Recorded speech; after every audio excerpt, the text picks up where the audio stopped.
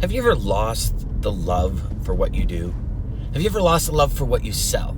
I mean, you know it as well as I do. In sales, you really have to love what you do. You have to love what you sell. You have to love the process in which you sell it, because in order to sit in your office or to go to meetings or to, just make calls all day and hear the word no, no, no, I'm not interested in your service. I'm not interested in your service.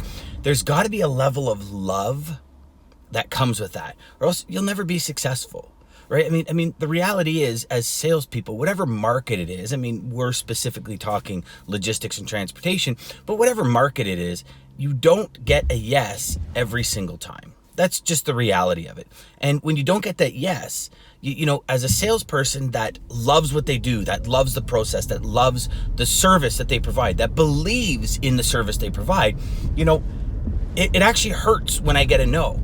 Because I know beyond a shadow of a doubt, there's some way, if that prospect gave me just a little bit of time, that I'd be able to help. Now, the reality is not necessarily, but my belief is that no, there's something I can do, even if it's minute. And I started really thinking about this over the last couple of years, and I've realized that I believe there is always something we can do. And the reality has turned from no, there's not, to yes, there is.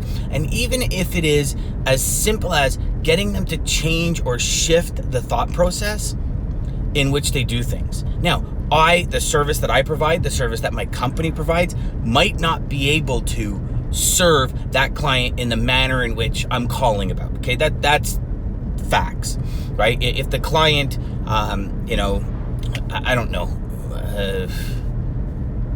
if the client moves chemicals that are in a tanker, I don't have contacts at this present moment to move anything in tankers. It's kind of a monopoly, okay? If the contact or the customer, say, is all about dollar and is paying, $100 or $95 for a skid going to Texas, I can't help them because I don't have that type of budget. So there are parameters that we're talking about. But what I really want to talk about, because that's not what this post is all about, what this post is all about is rekindling that love, rekindling that energy, that joy, that excitement, that fun that comes with sales. And some of you might be sitting there, fun with sales? It is. You think about when you first got into this business. And I think a lot of us as salespeople, we tend to forget the early days. We get so caught up in the right now that we forget why we got into this industry. We forget how exciting, energetic, and fun it was when we got in. Now, listen, I've been in the industry 25 years. Things have changed.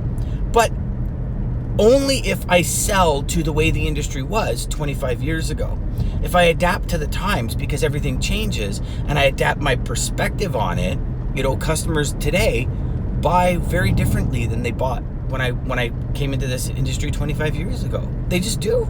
So I look at it and I say, okay, if I'm going to wake up every morning and I'm going to go somewhere and I'm going to spend all of my time at this place with these people, with my customers, I want to love it. My dad once told me, Dan, I'd rather wake up at a job paying me $6 an hour that I love than paying me $15 an hour that I hate. And those words have stuck with me, because why would we want to, right? Why would we want to keep going somewhere that we don't like? Now, when it comes to losing your love of the industry, so here's the thing.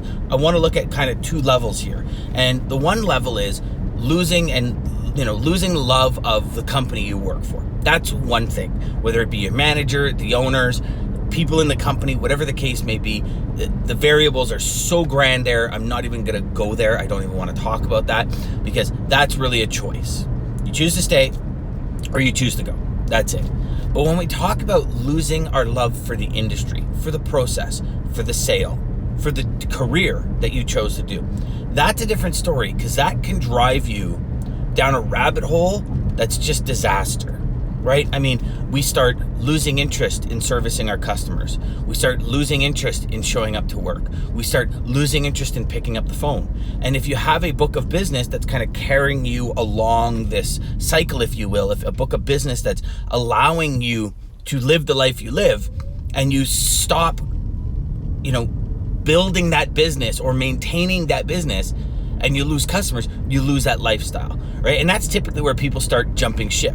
It's not necessarily that they're not good at what they do. They've just lost the passion. And whether that be because of the company or because of the industry, then they start looking for lifelines.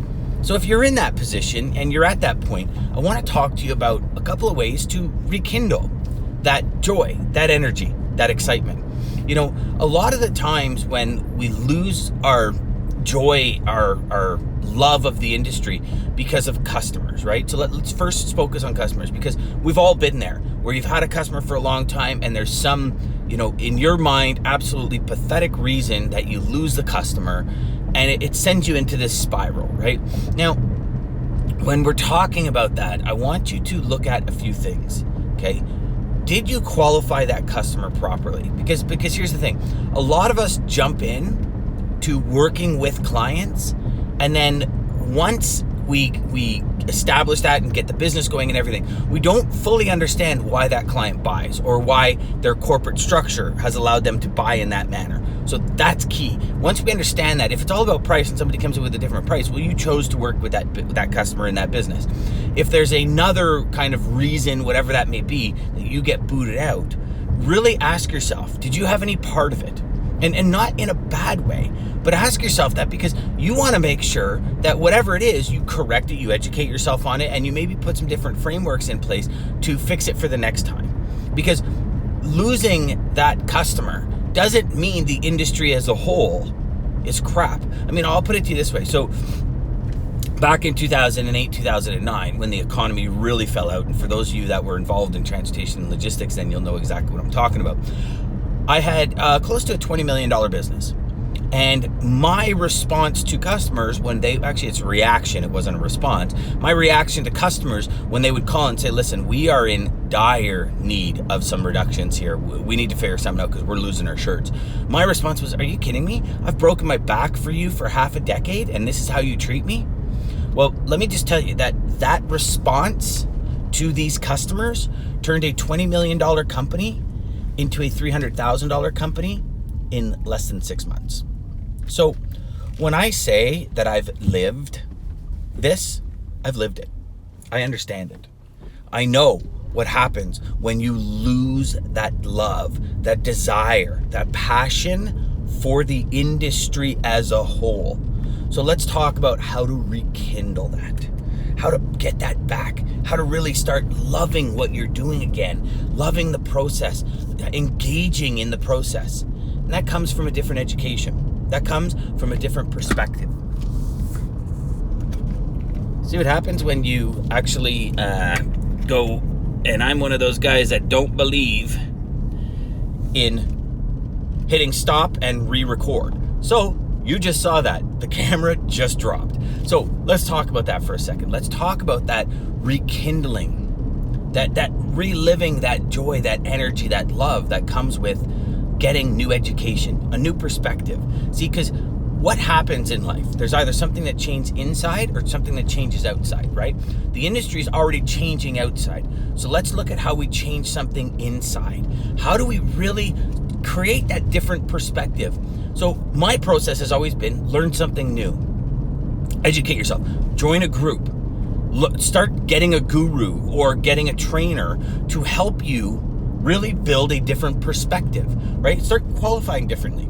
Start making your sales calls differently. Start creating, competitions with yourself to say, okay, if I get 10 no's today, Andrea Waltz and Richard Fenton really hit this home when they wrote Go for No, and the Go for No series and the Go for No, courses and everything. So it's, in essence, you got to get through no to get to yes. So maybe make some new, challenges to yourself. And when you say, I'm going to try and get 10 no's today, and I'm not stopping until I get 10 no's, right? Start maybe changing the perspective you have on leaving voicemails, and maybe start leaving voicemails that really create intrigue. Like, start challenging yourself, because a lot of the times that boredom, that frustration, that lack of desire comes from a lack of being challenged, which is crazy in sales. And I know, because every time you make a call, you should be challenged to make a call. right? I mean, yeah, I apologize for the bumps here, but you should be challenged to make that call. You should really, I mean, every call, you're going to want to try and close the deal, right? So think about that. Think about finding another educational piece. And when I say find it, try and find something that's going to engage you in what's happening now. That feeling you have inside, right? Maybe grab a partner in the industry. If you have departments that have, maybe you have an international department or a rail department or something like that, maybe grab a salesperson in that rail department and start saying, okay, you know what? Why don't we partner up? And why don't we create a partnership that's going to allow you to sell and it's going to allow me to sell? And then what we'll do is we'll cross-reference that. So if you sell somebody that has OTR over the road and I sell somebody that has international, we'll bring each other in. And now you're engaging with a friend, a colleague, a companion to help you build and drive and bring that kind of energy, that desire to do this back up, right? That's one thing you can do. You can also, which I found really, really, really works, is you sit down and you say to yourself, why did I get into this in the first place? A lot of the times the lack of love, the lack of desire, the lack of energy in our business is because we don't have any intrinsic goals to accomplish. I found this when the company hit $15 million. My initial goal was I want a $15 million company. And I hit that goal. And I can remember vividly the day I hit that goal. And then I never set another goal. And that was part of the demise of the company. I know that. I've lived that a couple of times now in my business.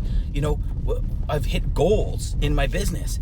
And those goals that I've hit in the business, I've never reestablished another goal. And then I've realized very quickly how things go downhill, how I lose that drive, how I lose that ambition, how I lose that desire to make things happen. So I'm going to challenge you right now, and I'm going to challenge you to go out and create new goals, right? Go out, find a colleague, go out, find a trainer, find something that's going to give you a different perspective. It costs you a couple $100, go do it. I mean, what's a couple $100 to make a couple of million down the road, right? It's nothing. It's nothing.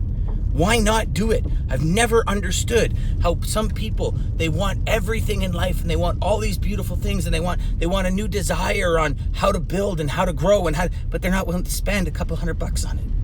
Invest in yourself, because when you invest in yourself, your entire perspective changes. So remember that, my friends.